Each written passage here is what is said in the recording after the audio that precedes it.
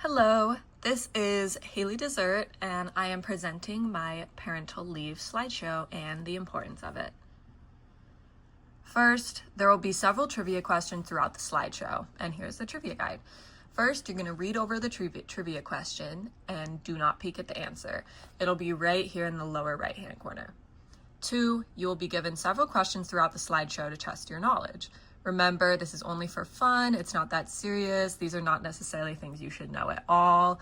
It's all just learning. And then keep tally of your points as you go throughout the presentation. For every question you get right, give yourself a point, and then comment on the discussion board the amount of points that you scored.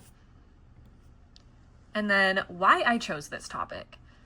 Growing up with a single mother who worked tirelessly in the nursing field, I saw firsthand the sacrifices that she had to make to provide for our family. She often worked long hours, sometimes missing really important moments in our lives, not because she wanted to, but because she had no choice. When my younger siblings were newborns, I watched as she barely had time to recover from childbirth before returning to work, leaving her exhausted and stretched thin. I remember wishing she could be home more, not just for me, but for herself, to rest, to bond, and to be present in those irreplaceable early days. This personal experience has fueled my passion for advocating for better family leave policies in the United States. No parent should have to choose between financial stability and being there for their child. The U.S. has a long way to go in ensuring that families, especially single parents, are given the time and support that they need to care for their loved ones without sacrificing their livelihoods. By shining a light on this issue, I hope to push for change that will allow future generations of parents to be there for their children in ways that too many hardworking parents today simply cannot. And then, here is my introduction to parental leave.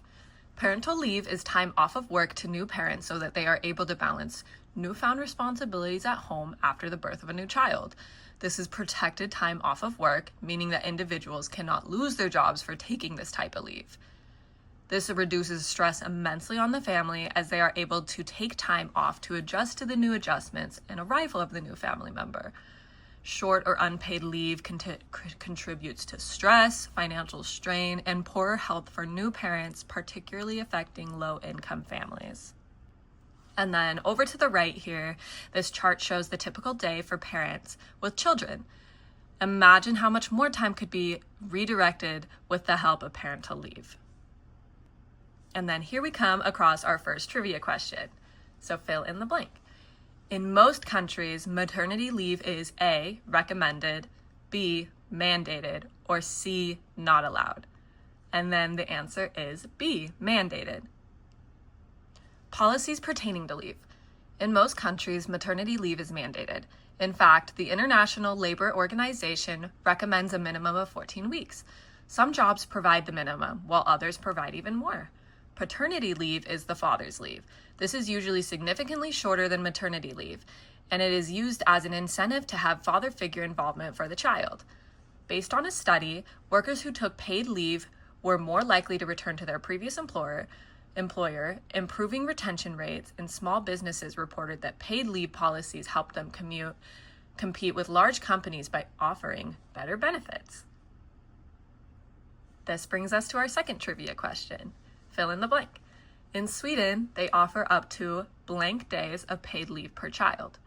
A, 200, B, 480, C, 597.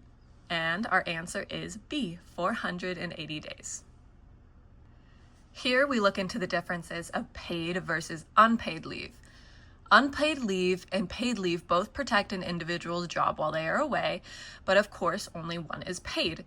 Most countries mandate some type of family leave. In countries such as the United States that don't have a paid leave policy, there are many people who do not take leave since they cannot afford to. California's paid family leave program improved worker retention and increased the likelihood of mothers returning to work after childbirth. Workers who took paid leave were less reliant on public assistance, which reduced social welfare costs. And then over to the right here, we have average annual hours worked per worker in selected countries. In the pink, that is the United States. So we are number 6 out of all of these other countries. Yet, we do not have a standard paid leave program. This brings us to our third trivia question. Fill in the blank. The United States is one of blank countries that do not have a paid leave policy. A, 8, B, 12, or C, 16. And our answer is A, 8 countries. Different countries, different family leave policies. European countries with strong paid leave policies, in example, Sweden and Germany, had higher female workforce participation than those with minimal leave. Moderate lengths of paid leaves, 6 to 12 months, had positive economic effects, but very long leaves, more than 2 years, reduced female career advancement.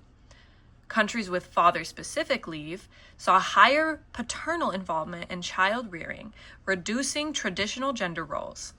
Strong leave policies boost economic stability. Parents who take leave are less likely to experience long-term unemployment.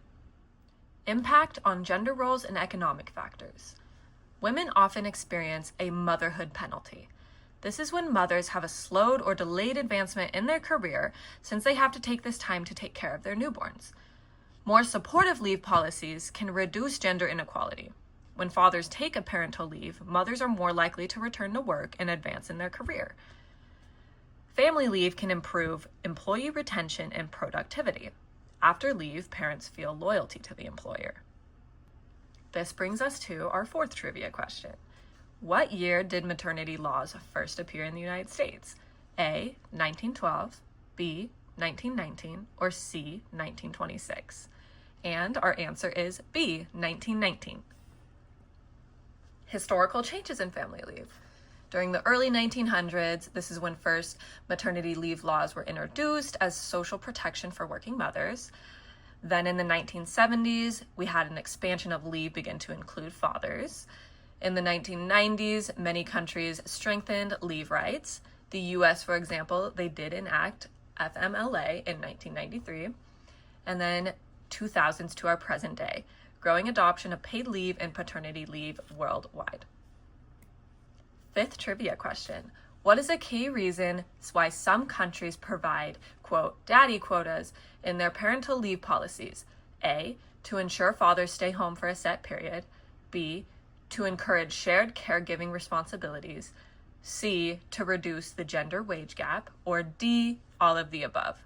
And our answer is D, all of the above. Conclusion. Paid family leave supports economic growth by increasing labor force participation and reducing turnover costs.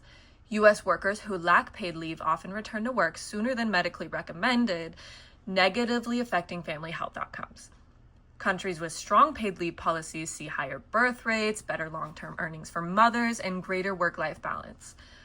The most effective policies balance adequate leave duration with financial support, benefiting both families and employers. And then questions I have from my audience. What do you think the biggest reasons as to why the United States has not implemented better policies for parental leave? Is it excusable? And 2, were your parents able to stay home when they had you or your siblings? Why or why not? And then here is all of my sources.